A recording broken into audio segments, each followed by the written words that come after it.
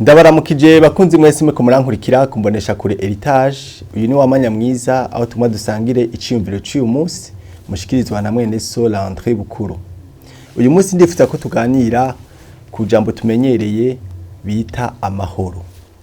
Amahoro turakunda kuramukanya mu muco w'abarundi, iyo umuntu ahuye na mugenzi we uzawumva avuze ngo amahoro.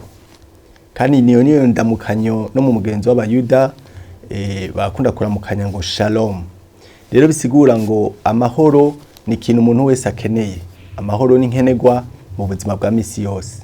Ariko amahoro abantu benshi bazi ko ari gihe atantambara ibihari, mugabo mu buryo bw'Imana naho amahoro nujya mutekano ugira no mu gihe hari intambara.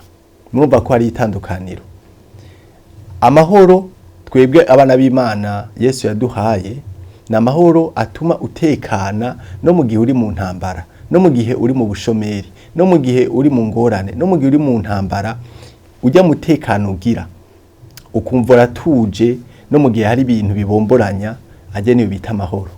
Turabibona ku mwami wacu Yesu Kristo ko igihe ari mu bwato hama umuyaga ugasuriranya, ubwato bwakakwibira. Bibiri ivuga ngo Yesu yari ibereye mu gafuruka aryamye. Mwibaze bene data, Yesu yari afise impore, yari afise umutekano no mu gihe hariho inzuzi ziko zirasuriranya. Bisigura ngo nk'abakristo duhamagariwe kugira amahoro mu gihe hari imipfunda mu kiyaga, mu gihe hari ibintu bitagenda neza. Nico gihe nyene amahoro dukwiye kuyagaragaza. Reka dusome mu gitabo ca Yohana 20 ku murongo wa 26. Ni inkuru tubwira ukuntu Yesu yiyeretse abigishwa 12. Bibiri ivuga ngo maze imisi 8 ishize abigishwa bari mu nzu ukundi gusha na Toma bari kumwe.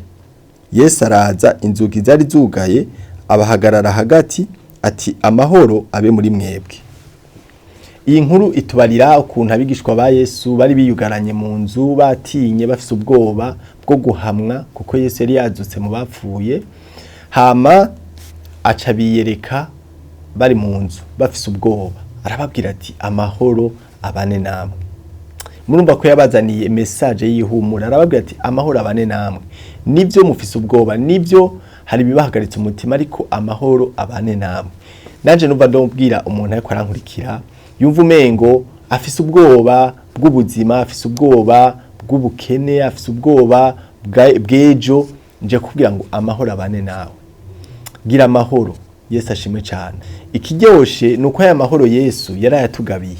Yabwiye abigishwa biwe ngo ndabasigaranye amahoro yanje ndayabagabiye. Bisigura ngo turayagendana. Turayagendana aho turi hose, no mu byo ducamo byose amahoro ya Kristo agumana natwe. Niryo jambo nanifuza kubasangiza uyu munsi cyo kwabwira yuko amahoro Yesu yatugabiye na amahoro tugendana mu byo ducamo byose, kandi na amahoro atuma tugira umutekano no mu gihe hari bibomboranya, no mu gihe hari bitagenda neza. Ayo mahoro agumana natwe. Murakoze rero mwese mashoye kunkurikira mu ciyumviro cy'uyu munsi, mubandanye mukurikira ibiganiro bya Heritage TV naho butaha.